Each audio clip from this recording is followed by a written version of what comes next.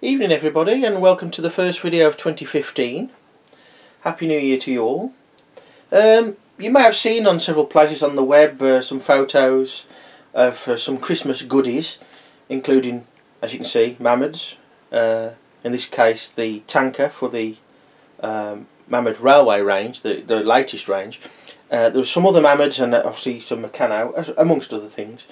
I was going to do in the a slight change of style or format, if you like.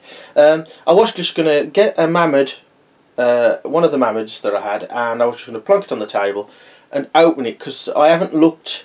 Well, I've opened the lid on one, and as you can see the sellotape on this one, I've opened this one, and there's a reason for that.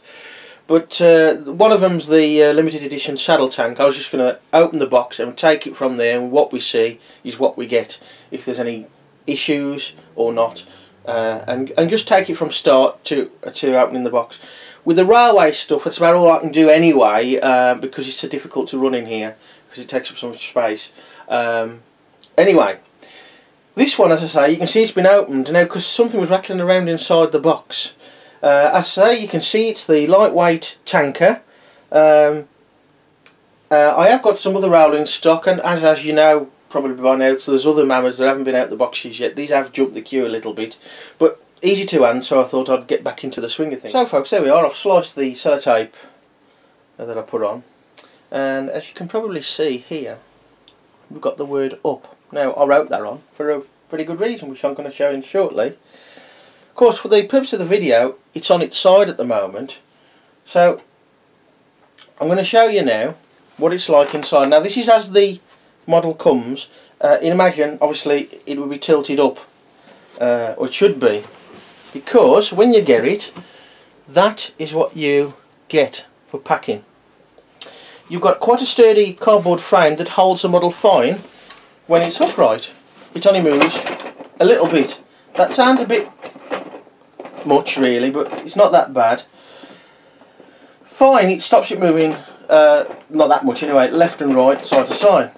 However, you can imagine what happens to the model. I'll try and do this. When you tip it up, there you go, falls out.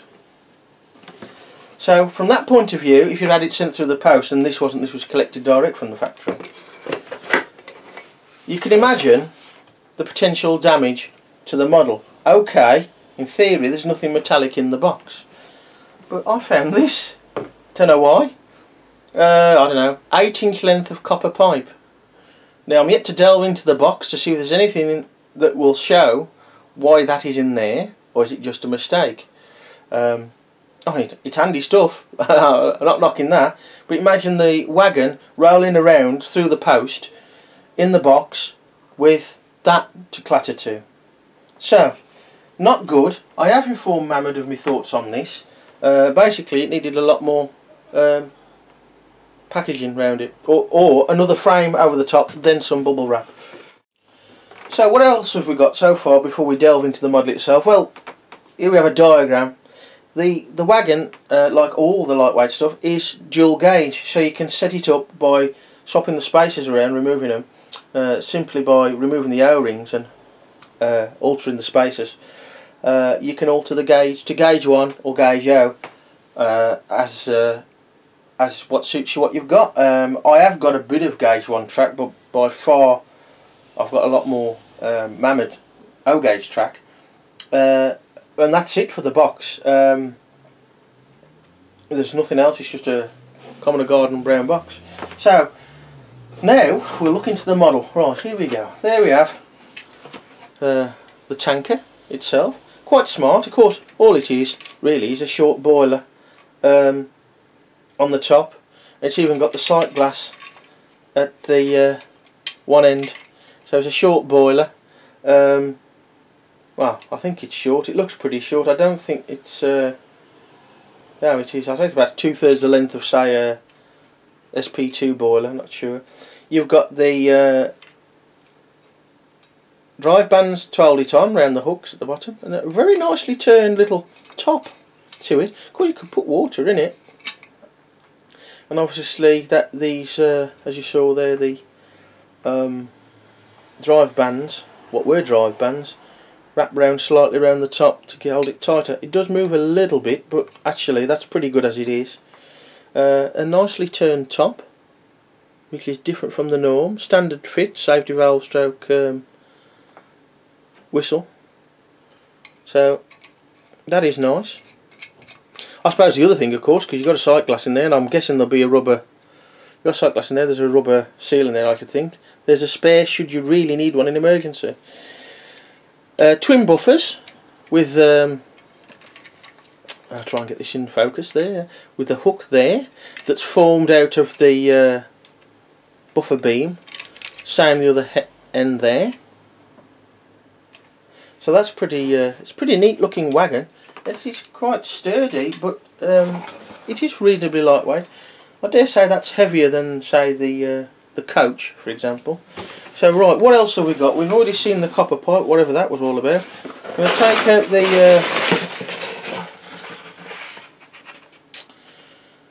the packaging and empty box, nothing stuck anywhere. There's the frame, the cardboard frame. I'm rather disappointed because Mamod sends you just one chain link coupling normally. There is none, which is, I've only just found that out because I haven't had it out the box. There's no chain link coupling. Normally you only get one, which I find is a bit of a penny pinching exercise, really, to be honest, because you buy any make of model railway, Hornby, Bachmann,